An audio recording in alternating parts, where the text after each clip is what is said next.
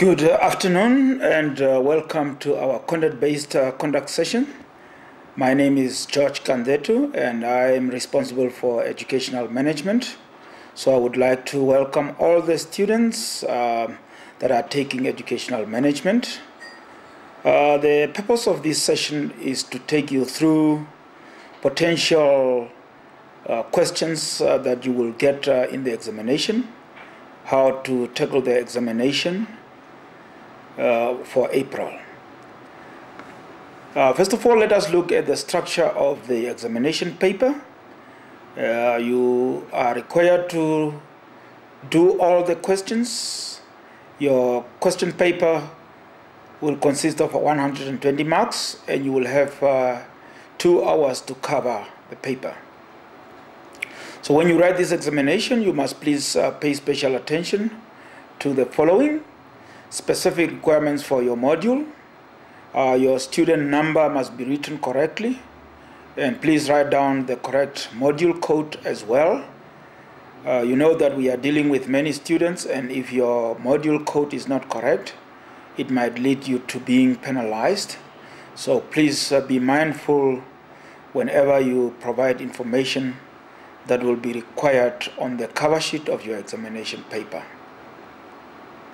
First of all, we will look at the management theories and leadership issues. It is very important from the outset to tell you that you need your study guide whenever you do all these questions, because everything is in your study guide. So the topic management theories and leadership is also a topic that is covered in your study guide.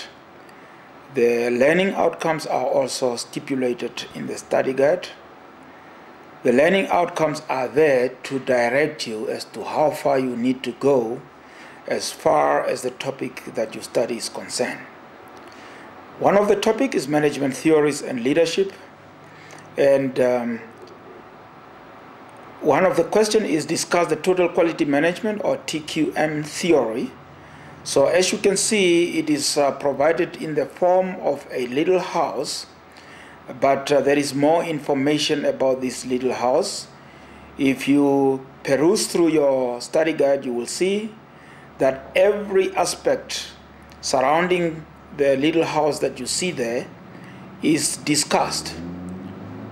For example, the foundation of the house, that is now the bottom part of that house, which include integrity and ethics, as well as trust. So whenever you deal with total quality management, you look at those things like the ethics and the integrity and trust. So you will need to go and read more in details about the foundation. What do we mean with the foundation? And then we have the building bricks, which consist of training, teamwork, and leadership. I want to take you back again to the house. You have leadership, teamwork, training. That is now the building bricks. And then you have the binding cement. If you look around the whole house, you will see communication all around, because all the aspects that are discussed there, you will need to look at communication, because everything has to do with communication. And then we have the roof, which is now the recognition. As you can see on top there, the roof is now the recognition. So that is just a diagrammatic illustration, but you really need to go and read more, and you will need to explain in your own words what we mean with foundation.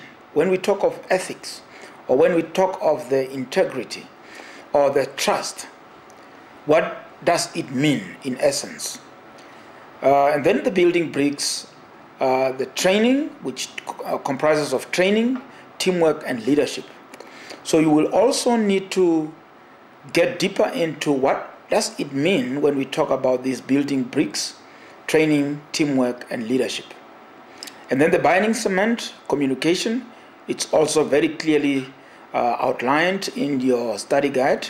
You will need to read more about the binding cement, and then the roof, which is the recognition.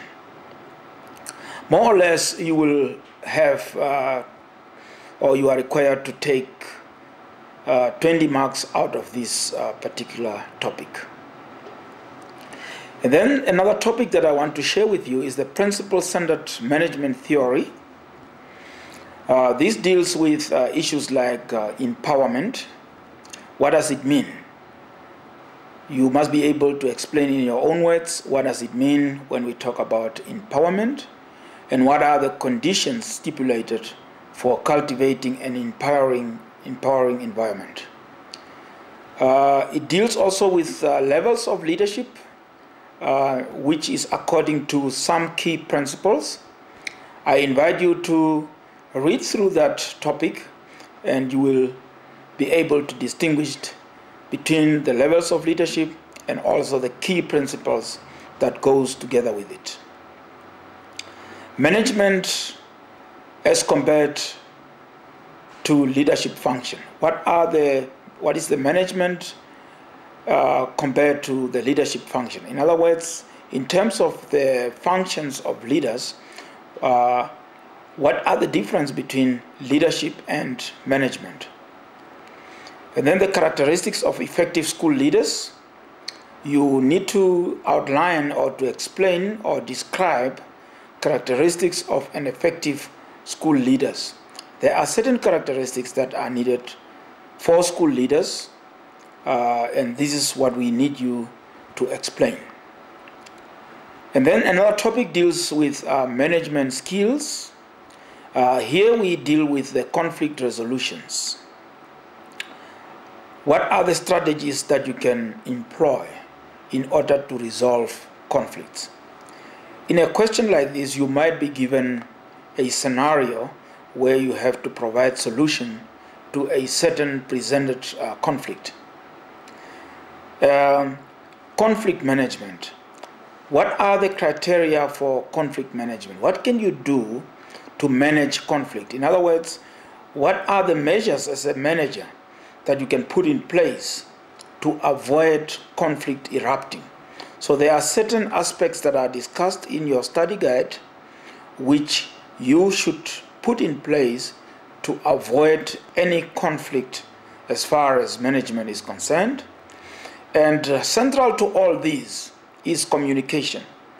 Communication strategies is very important in terms of conflict resolution. There are different types of communication that are presented to you in your study guide. For example, assertive communication and other communications that are also discussed in there. The topic that I also want to share with you is the school management issues. How to manage physical facilities in the school. We know that it is very important that we look after the facilities of our school. There are reasons why we need to look after the facilities in school.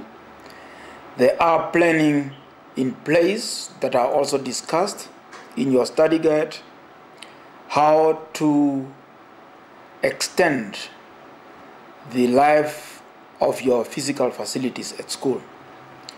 And maintenance and repair is one of the aspects that are discussed there. I want you also to familiarize yourself with that. How schools could develop values in learners.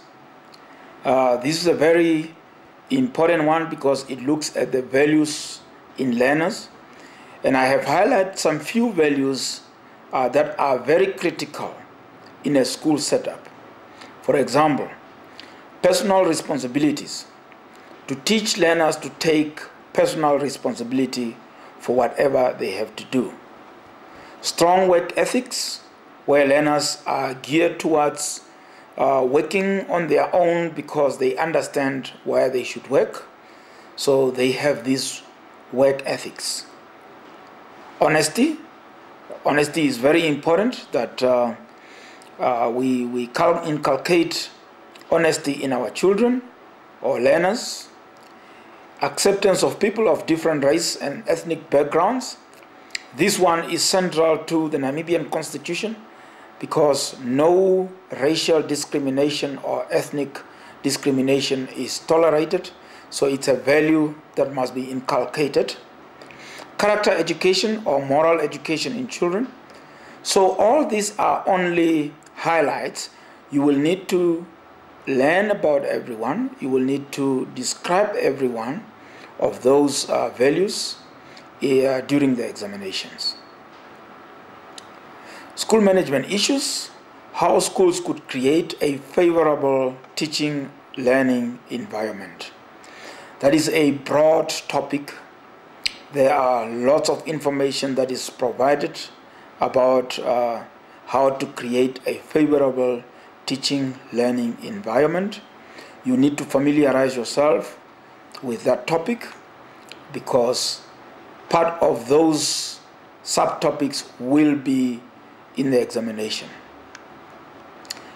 Strategies to create a positive learning environment. Strategies to create a positive learning environment. It is also described in your study guide what strategies you can employ in order to create a positive learning environment. Personal management issues. This deals with personal issues. For example, how to manage personal stress. We know that the kind of work that you are involved in has lots of stress, and you will need to know how to manage stress. And you can only be able to manage stress if you can manage your own stress before you can manage the stress of others. Under that topic also falls assessment result, and why learners' assessment results should be analyzed. So you should be able to give your opinion as to why learners' assessment results should be analyzed, and also the technique of analyzing these results, how learners' results, assessment result should be analyzed.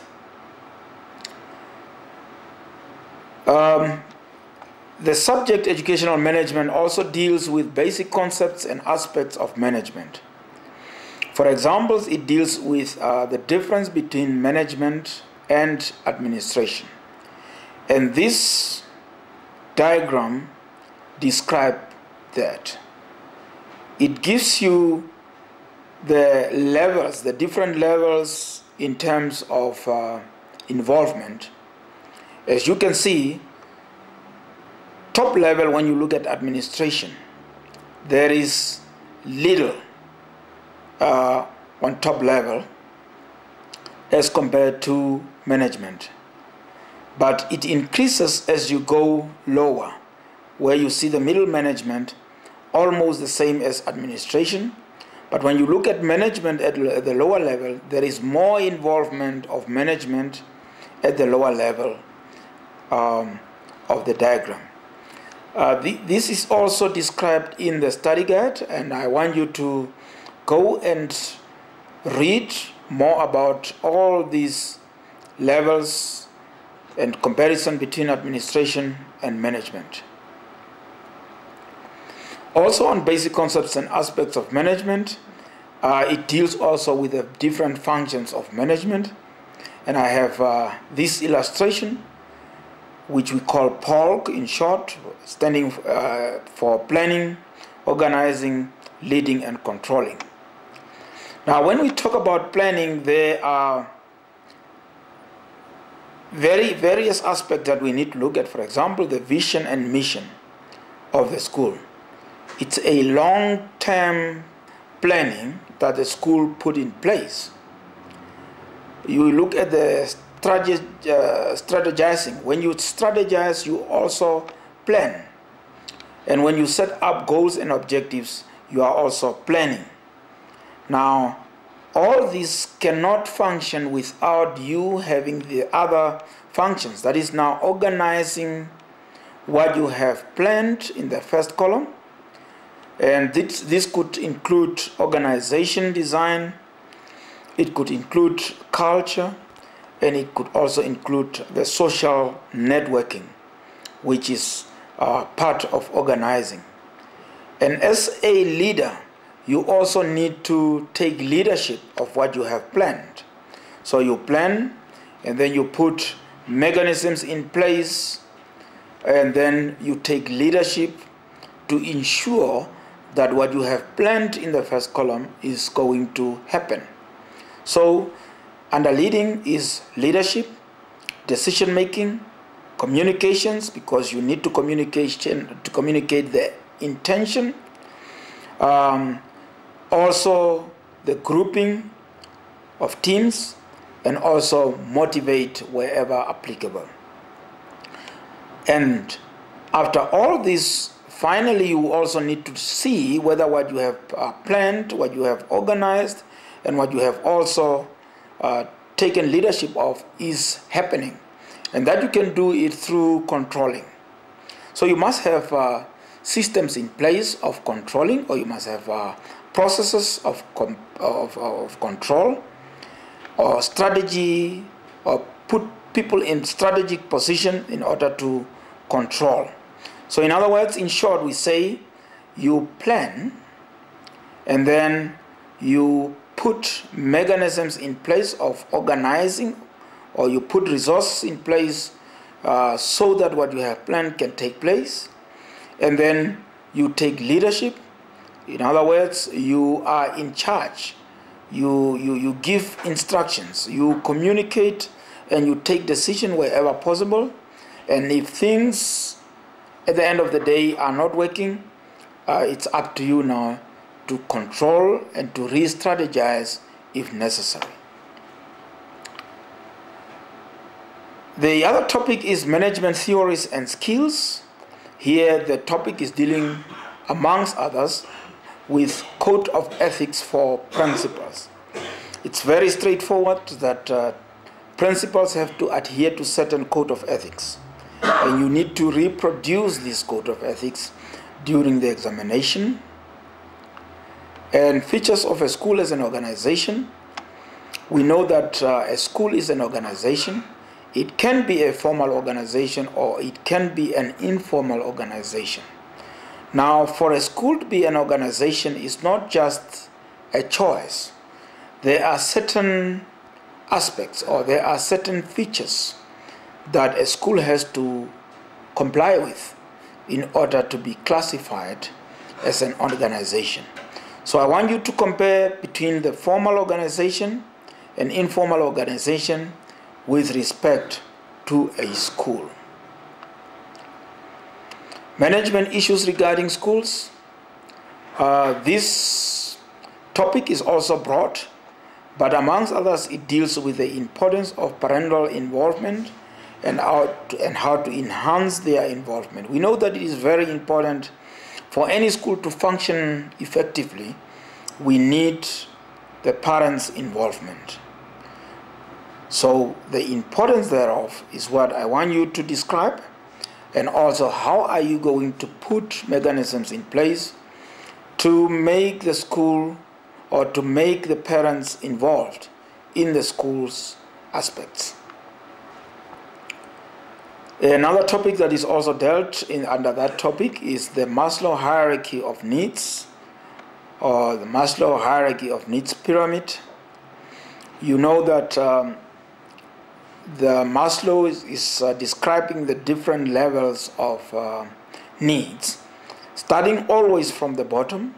It's where the basic needs are strategized or are allocated, and then as you go up, the needs are not becoming so basic. So the physiological needs. So you need to go and read up what are the examples of these physiological needs. For example, the need of being hungry, it's a physiological need.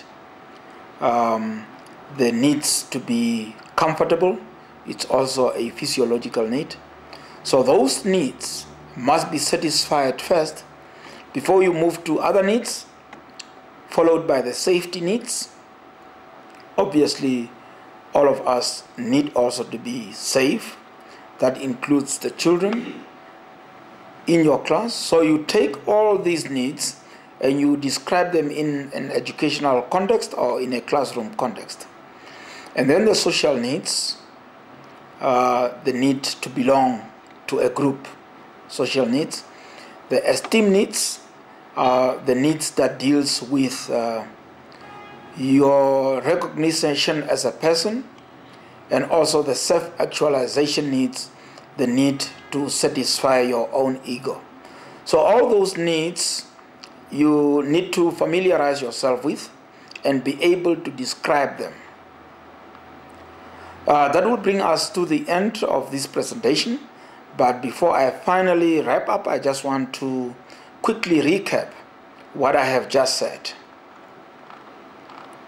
First of all, I said that I am busy with the educational management content-based conduct session, which relates to your April examination. I caution you to look at the structure of the examination. The way that you answer or the way that you write your information on the cover page must be correct. This is to prevent you from losing marks unnecessarily. And then we looked at one topic, which is management theories and leadership, which is in the form of a diagrammatic illustration, but which describe the different aspects of quality management under the following topic: the foundation, which include ethics, integrity, and trust; the building bricks, which is about training, teamwork, and leadership; the binding cement, which is about communication; and the roof, which is about recognition. And then the principle-centered management theory is also described in your study guide. It deals with empowerment. What does it mean to empower learners? And what are the conditions for cultivating empowering environment? And then the leadership levels as opposed to key principles. Management versus leadership functions, and then the characteristics of an effective school leader. Management skills, which deals with the conflict resolution and the way how to manage conflict effectively, and communication strategies. School management issues, how to manage physical facilities in the school, the maintenance and repairs, and how schools could develop values in learners. And I have listed a few values which I think are of importance, and you will be requested to describe some of those values during the examinations. School management issues, how school could create a favorable teaching and learning environment. There is a lot of aspects that are discussed under that topic, but this one is critical: strategies to create a positive learning environment. And then the basic concepts and aspects of management, where we compared management to administration. And that diagram is important for you to be able to understand it and describe it. The basic concepts and aspects of management and the functions of management, which are illustrated in that diagram: planning, organizing, leading, controlling. Those are management functions, and they are interrelated. Management theories and skills, the code of ethics for principals, very straightforward. And then features of a school as an organization, formal organization versus informal organization. I said that there are certain requirements for an organization to be classified as an organization, and you need to describe the difference between the two. Management issues regarding schools, the importance of parental involvement and how to enhance their involvement. It is very important that parents are involved in schools activities, and that importance is what I need you to describe, and also how to enhance their involvement. And then lastly, Maslow hierarchy of needs, starting from the most basic needs to the highest needs, which is the self-actualization. You need to describe every need and put it in context, especially in a school context. That marks the end of our presentation, and I wish you good luck with your examination. Thank you.